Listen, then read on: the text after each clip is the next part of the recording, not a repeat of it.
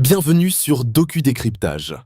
Aujourd'hui, Monsieur Bassolma Bazier, président de la Commission nationale de la Confédération des États du Sahel, nous explique sa vision souverainiste. Pendant la réunion de nos militaires, les gendarmes et autres, là, les étrangers qui venaient vous s'asseoir là, rentrez chez vous. On vous appelle des coopérants militaires ou bien c'est quoi là. D'ailleurs, même souvent, certains, c'est des va-nu-pieds qu'on ramasse là-bas, on vient s'asseoir ici, parce qu'il a le teint blanc, on croit qu'il est intelligent. Vous rentrez chez vous. Nos jeunes, nos frères, nos sœurs là, qui portent la tenue, ils sont intelligents. Ils peuvent tout régler.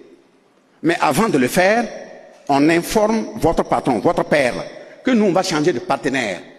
Ce qu'il avait dit aux anciens présidents, que c'est écrit, dit de façon secrète qu'il ne doit pas changer de partenaire là. Nous, on va changer. On est prêt à mourir pour ça. Et nous disons, vos représentants qui sont dans le pays, qui sont des ambassadeurs, là, on leur dit que nous, on va commencer à regarder là où il y a nos intérêts et on va changer. L'ambassadeur qui estime que ça ne lui plaît pas, les frontières ne sont pas fermées. Fais ton sac et pars. Parce que nous, on va changer. On ne va plus rester à commander des armes. Tu veux commander des armes? Oui, il faut informer la CEDEAO, il faut informer l'Union européenne. Si ça ne se bloque pas là-bas, il faut informer la France.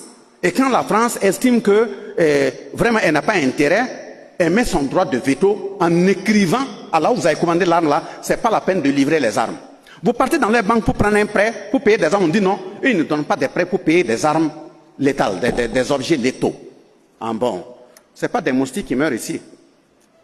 D'abord on change de partenariat, on change les partenaires, et nous on regarde parmi les partenaires, quels sont ceux qui font les très bonnes armes. Puis on va aussi dans leur usine, on regarde et puis on commande. Et dans cette façon d'aller commander, on va même trouver que ceux qui nous avaient dit de ne même pas acheter ailleurs, là, déjà eux aussi se cachaient venir acheter pour aller mettre leur marque et puis nous revendre cher. On va s'asseoir, on se regarde. Vous êtes là, non? Nous aussi on est là. Par où on est venu, nous on ne sait pas. Donc il y a un combat sécuritaire à mener pour atteindre cette souveraineté sécuritaire. La souveraineté politique, c'est de ne plus continuer à faire comme avant. Depuis 1960 à nos jours là, quel type d'élection on n'a pas fait? Ça nous a donné quoi? On fait des élections, on donne de l'argent, des projets agents. Ils vendent le pays. Ils prennent un projet de 10 milliards pour venir construire une école. Ils fabriquent des papiers pour dire non, tout est correct. Ils enlèvent 4 milliards, il va écrire un compte chez eux là-bas, ils mettent dedans. Eux-mêmes, ils savent qu'il est voleur. Il ne fait rien, il a ramené 4 milliards. Si le partenariat est bon, pourquoi vous ne le ramenez pas? Pourquoi vous ne le dénoncez pas? Et puis on vit comme ça? Non. Il faut qu'on bataille pour avoir des très bonnes assises, une bonne constitution, dans laquelle, en principe, au fur et à mesure qu'on avance, il faudrait que celui qui est élu, ou bien qui est nommé à un poste de responsabilité là, tu viens sur la terre de tes aïeux, tu prends l'engagement de ne pas trahir. Et si tu trahis, eux qui sont dans le sol là, 3 jours, ils n'ont qu'à t'appeler. Et puis on te laisse mener ta mission. Si tu ne veux pas, on ne t'a pas forcé. Quand on veut parler de ça, les gens commencent à dire non, non, non, pas amener les gens en arrière. Taper sur le net, le cas du Japon, ça se fait. Quand ils te forment, tu finis, on veut t'envoyer en mission là. Tu viens te mettre à genoux devant le chef, le responsable du pays. Tu ramasses la terre, tu dis ça c'est la terre du Japon. C'est avec ça on t'a nourri. C'est l'eau venant de ça qu'on t'a entretenu. Tu vas en mission au nom du Japon. Le Japon est au-dessus de ta vie. Et tu répètes ça. Et on cite les 7 valeurs. Courage, intégrité, dignité, honneur, patriotisme. Si tu trahis une de ces valeurs, avant même que l'État ne dise qu'il va intervenir, mettre fin à ta vie, ton sabre là est utilisé pour t'auto-éliminer. Ça se fait au Japon. Pourquoi pas ici? On veut parler, les gens disent non, ça là c'est occulte. Et pourtant, 2h, 3h du matin, ils traversent les villages pour aller même dans le même occultisme. Bon, on prend une louche même qui a fait 15 ans, qui n'a jamais été lavée, on met dedans, il boit, il rote, et puis il revient à 5h du matin, oui, le verre est sale. On n'a qu'à se respecter dans ce pays-là. Il faut être correct. Mais ils disent aussi, ils ne veulent pas, et pourtant les mêmes qui se disent assez éclairés, mais s'ils vont, prenez même Tinkourou, si vous sortez là, allez-y dans un, ne vous faites pas fouetter, allez-y dans une auberge, ou bien dans un hôtel, vous leur demandez voir, est-ce qu'ils ont une chambre numéro 13? Il n'y en a pas. Pourquoi? Pourquoi quelqu'un, il se dit trop éclairé, ils ne vont pas demander dans un hôtel, moi, réservez-moi la chambre numéro 13. Ils n'y vont jamais. Prenez une échelle par terre, collez au mur, dites à un Anglais de passer en dessous. Il ne va jamais le faire. La pire insulte que tu puisses faire à un Chinois, c'est de lui dire, il y a le repas qui est posé, il y a des cuillères, il y a des fourchettes. S'il ne te répond pas, c'est parce qu'il sait maîtriser. Sinon, chez eux, c'est leur baguette. C'est culturel. Or, ils fabriquent des cuillères, ils fabriquent des fourchettes chez eux. Pourquoi nous, on est des souchés? Regardez à Tinkoudou ici, dans le temps. L'heure de la nourriture, même si c'est une fois par semaine, toute la famille est convoquée. Ça permet de savoir qui est là, qui n'est pas là, qui a des soucis. C'est pas seulement pour le repas, on réunit les gens.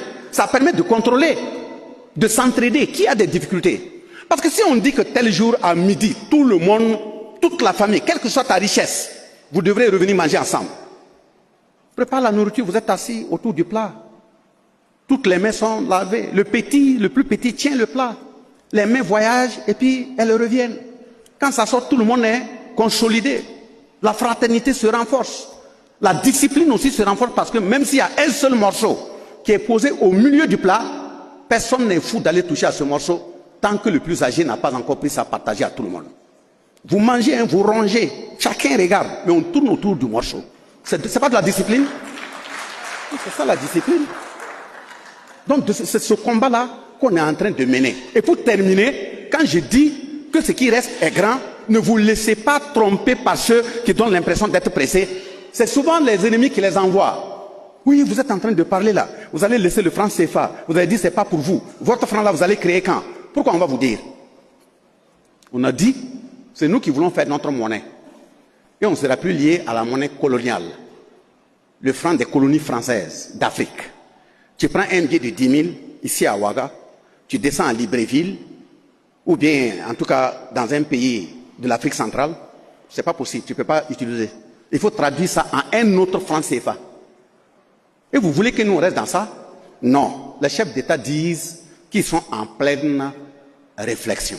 Mais quand tu regardes, ce n'est pas le fait qu'ils ne voient pas le franc CFA là qui fait les questions. Puisqu'ils voient des armes qui rentrent, ils voient des véhicules qui rentrent, ils voient des motoculteurs qui rentrent, des centaines. Parce que si c'était en franc CFA, on va aller remettre et ils vont traduire dans leur franc, ils enlèvent ce qu'ils veulent et le reste là ils reversent. Mais comme ils ne voient rien passer chez eux, mais le matériel ne continue de venir, on ne va pas vous dire, même si c'est des herbes, on va couper pour aller acheter. Votre problème est où? Depuis quand on prend une route, on dit à l'ennemi, moi je m'en vais ici. On ne dit pas là où on part. On avance. L'essentiel c'est d'avoir confiance au chef d'État. Le deuxième élément de difficulté, c'est la question sanitaire. On est tous ici assis, ici, on avale des comprimés, on prend des vaccins. Qui sait de quoi c'est fait? Qui a fait ça? Faites-vous délivrer une ordonnance ici. Prenez l'avion. Allez en Europe. Allez-y dans une pharmacie. Aucun de ces produits ne sera trouvé. Donc qu'est-ce qu'ils nous envoient?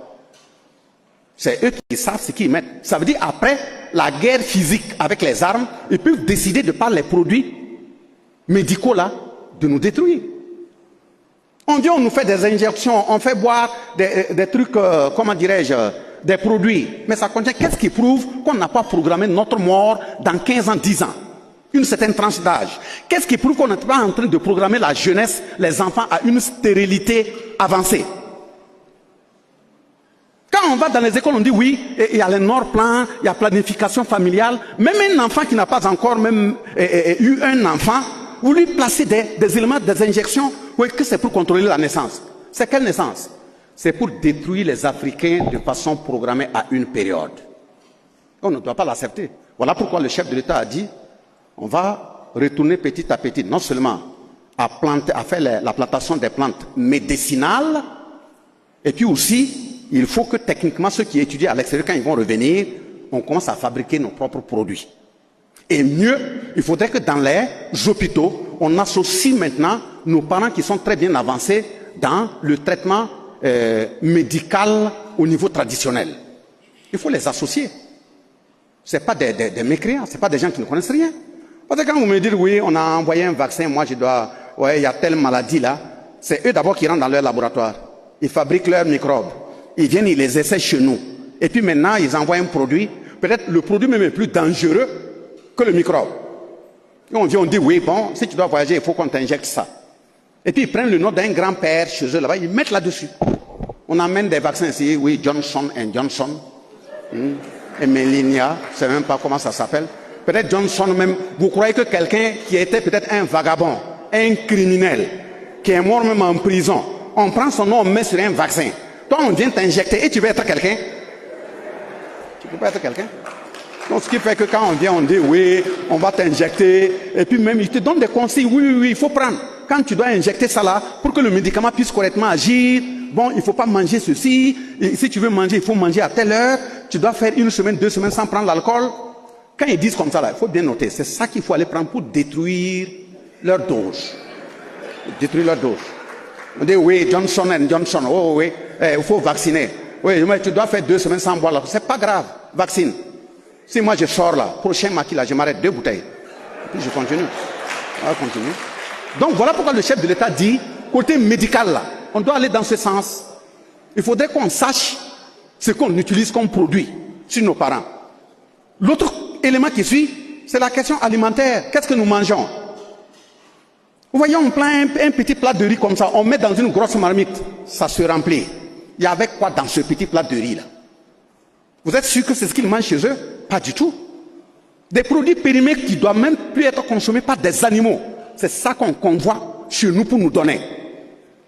Donc on doit s'investir pour faire l'autosuffisance alimentaire. Et c'est ça qui est en route. Comme le chef de l'État a fait rentrer des machines, des éléments agricoles en intense, et que depuis un certain nombre d'années, nous sommes en phase aussi avec nos ancêtres, les chefs ont versé quelques louchées d'eau. Ça fait 2 ans maintenant, il pleut très bien. Mes chers chefs, l'année prochaine, verser des canaries. Il pleut très bien. Donc ça veut dire si on avance comme ça, il n'y aura pas de problème. On va savoir ce qu'on mange. Produisons ce que nous mangeons. Et vous avez vu comment on a mis dans nos têtes, comment ils veulent nous tuer. Même dans l'école, on nous apprend qu'à la maison, là, le taux n'est plus bon. Quand tu rentres de l'école, tu vois, on prépare un taux, on veut parler à tout le monde. Chacun dit, c'est l'Afrique en danger. Mais au moins, le taux, vous savez d'où ça vient. Vous êtes sûr que ce que vous êtes en train de les macaronis et autres là, vous êtes sûr que ce n'est pas l'Afrique en danger? Là même, c'est même pas l'Afrique en danger, c'est l'Afrique morte. Puis tu ne sais pas ce que tu consommes. On est ça, on est dans ça. Vous prenez les boîtes de lait, sortez dans une alimentation, payez la boîte de lait et regardez ce qui est écrit dessus. Et tapez sur le net dans une même alimentation en Occident. Ce n'est pas du tout la même composition. Donc qu'est-ce qui nous envoie? Qu'est-ce qu'on consomme? On est dans ça, des enfants de 13 ans, 12 ans, 14 ans, ils vont à l'hôpital, on dit qu'ils ont tension. On ne sait même pas quand est-ce qu'ils se sont mariés. Je n'ai pas dit que Maria donne tension. Ce n'est pas ce que je vais dire. Mais comment un jeune comme ça peut avoir tension? Mesdames, est-ce qu'on doit continuer comme ça? Vous voyez, quand vous partez même, Dieu vous donne l'enfant et ainsi de suite, regardez tous les produits qu'on utilise pour bombarder. Et puis après, bon, 1 accouchement, 2 accouchements, 3 accouchements. Bon, madame ne tient plus. Mais regardez nos mamans. Tel le Sumbala, la potasse, il fait même jusqu'à 10 enfants. Mais il continue de marcher, aller très loin. Et on continue, même avec tout ça, on croit que, bon, il faut tout faire pour les ressembler, amener leurs produits. Nous, on va quitter dans ça. Et l'avant-dernier élément, on ne va pas continuer de laisser nos chefs d'État qu'ils viennent accuser, attraper, aller juger chez eux en parlant de Cour pénale internationale. Non. Nous, on est sorti de la Cour pénale internationale, on va créer une Cour confédérale de justice. Si quelqu'un déconne, on va se juger entre nous. Il n'y a pas de raison que vous preniez un Africain parce qu'il gère bien son peuple pour aller le juger. Pourquoi vous allez aller le juger? Parce que même quand on dort et puis on l'amène là-bas, et ils viennent le libérer dans 2 ans, 3 ans, il ne va pas vivre longtemps. Parce que la chambre là où il dormait, qu'est-ce qu'il faut qu'ils n'ont pas mis des rayonnements? L'eau qu'on lui a donnée à boire là-bas pendant ces années-là, c'est quoi? La nourriture qu'il a mangée là, c'est quoi? On a programmé sa mort. Donc voilà pourquoi les chefs traditionnels, ceux qui s'occupent de la tradition, doivent être préparés pour nous accompagner. Et même accompagner ceux qui vont au front. Je l'ai aussi dit, les militaires, les gendarmes, les policiers. Ils s'en vont, un jeune qui va, il n'a jamais vu même un cadavre avant d'aller au front. Il va trouver des lieux de bombardement, des intestins partout. Il revient, c'est vrai, il est revenu vivant, Dieu merci. On va dire qu'il n'est pas blessé, Dieu merci. Mais c'est physiquement qu'il n'est pas blessé. Vous êtes sûr qu'il n'est pas blessé quelque part? Or, dans nos contrées, avant même, nous on est partis en Europe, on a vu dans des musées des corps qui dépassent 400, 500 ans, qu'ils ont pris en Afrique ici, qui sont partis poser sur eux. Quand tu regardes sur la feuille là, c'est des herbes qu'ils ont utilisées pour traiter la personne depuis l'Afrique. Et ce n'est pas ces herbes qu'ils ont étudiées maintenant pour faire des trucs de formol, ainsi de suite. Qui a dit qu'on n'est pas scientifique? Quand le chef se lève, il s'en va pour prélever un produit en brousse. Ou bien il envoie quelqu'un pour dire, sur tel arbre là, si tu dois cueillir la feuille, il faut la cueillir à 14 heures. Si tu dois enlever la racine, il faut l'enlever à 5h, 6h du matin. Si tu dois enlever l'écorce, enlève la partie qui est orientée vers le soleil. On peut dire qu'une telle personne-là n'est pas un scientifique. Parce que le vieux sait exactement, là, dans son fonctionnement, avec la sève-là, à telle heure de la journée, quelle peut être la composition dans telle partie. On peut dire qu'une telle personne n'est pas scientifique. Mais maintenant, c'est à nous de ne pas renier ces connaissances, nous fonder, nous référer à eux pour voir comment il faut améliorer scientifiquement pour avancer. Et le dernier élément, c'est l'éducation. Il faut qu'on change le contenu. On change les curricula. Il faut qu'on réécrive notre histoire. J'ai pris le cas de Christophe Colomb, mais ça ne se limite pas là. On nous a écrit des choses imposées pour même nous insulter. Voilà, ils ont fait la Seconde Guerre mondiale. On est venu nous attraper, nos grands-parents, qui sont partis, des braves, se battre. Défendre, ce n'est même pas seulement la France. Ils sont partis défendre toute l'Europe. Mais maintenant, on dit, bon, aux gagnants là de venir, ils vont discuter, voir comment il faut organiser la paix dans le monde. Ils ont vite fait chasser l'Afrique. Même ceux qu'ils ont amenés au Sénégal, moi j'ai représenté le chef de l'État l'année passée à la commémoration, dans le mois de décembre. Jusqu'à présent, personne ne sait dans le camp de Tiaroy là, combien sont tombés là-bas. Mais avant même d'arriver au Sénégal, à Tiaroy, en passant par Madagascar et autres, en les amenant là, il y a les récits qui sont là, où des gens ont été exécutés en route. Des parents ont été martyrisés, exécutés en route. J'ai même écouté hier nuit, l'intéressé par l'Amouré. Il a de la mémoire, ils sont en train de le rechercher. Je me demande s'il n'est pas de Tinkodogo. Il a retracé, même quand ils ont fini la guerre en France, comment tous ceux qui ont été blessés et autres, ils les ont sélectionnés, blessés mais guéris, ils les ont sélectionnés, les gardés, pour qu'ils restent là-bas, afin de ne pas les ramener vers l'Afrique parce que ça va révolter leurs enfants. Tout ça, ça existe. Et on dit aux vainqueurs de venir, on va réfléchir, la France court aller s'asseoir à la place de l'Afrique. Toi, tu as vaincu qui? On dit qu'un général ne court pas. Votre général de Gaulle a couru aller chez ses oncles en Angleterre. Allez s'asseoir là-bas pour nous appeler. Nous, on est venus vous défendre. Et puis vous dites, vous aussi, vous êtes vainqueur. Vous avez vaincu qui? Mais comme ils ont leurs livres, c'est eux qui écrivent. Ils écrivent et puis ils viennent nous apprendre que même nos grands-parents qui sont venus ramasser aller là n'étaient rien. Qu'ils n'étaient même pas à droite. Quand on dit que la cible est ici, ils tirent ailleurs. Et puis on colle un nom tirailleur. Et nous aussi, on est fiers, nos grands-parents tirailleurs. Non, nos grands-parents seront rebaptisés les libérateurs historiques de l'Europe. Ils seront rebaptisés. Mais vous voyez, il y a combien de documents dans lesquels c'est? Et comme moi aussi je veux vous écouter, je vais m'arrêter là, afin que nous ayons des propositions que nous allons pouvoir mettre au propre et présenter à qui de droit nous a envoyé en mission. Mais je tiens à dire, le chef de l'État ne nous a pas fait confiance parce qu'on est plus intelligent. Non. Il faut avoir l'humilité, la modestie de le dire. Il ne nous a pas fait confiance parce qu'on est fort. Il ne nous a pas fait confiance parce qu'on est grand de taille ou gros. Il nous a fait confiance probablement parce qu'il a estimé que nous avons un minimum de facilité de contact pour demander l'accompagnement des communautés. Une révolution populaire progressiste, populaire parce que c'est un pouvoir des populations, c'est un pouvoir des communautés, c'est un pouvoir des masses. Pas un pouvoir où on te donne, on te nomme dans un poste et puis tu vas t'asseoir au bureau, oui, de façon ronflante tu t'assois là-bas. Non, c'est un travail de terrain. Voilà pourquoi on avait proposé, si le chef de l'État t'appelle dans cette période de guerre et qu'il te nomme à un poste de responsabilité, on devait même permettre à la gendarmerie, la police, la douane, les militaires, les eaux et forêts, les GSP, prendre l'intéressé pour qu'il les suive au moins une semaine, 10 jours. Il faut l'amener avant de revenir l'installer. Même s'il ne sait pas tirer là. De toute façon, si ça chauffe, il saura tirer. Pas aller regarder comment on bombarde, comment les corps sont. Quand il revient s'asseoir, dès lors qu'un rapport quitte la gendarmerie, tombe sur sa table pour dire qu'il y a tel besoin, au vu de ce que lui-même il a vu sur le terrain, il sait que ce n'est pas de l'amusement.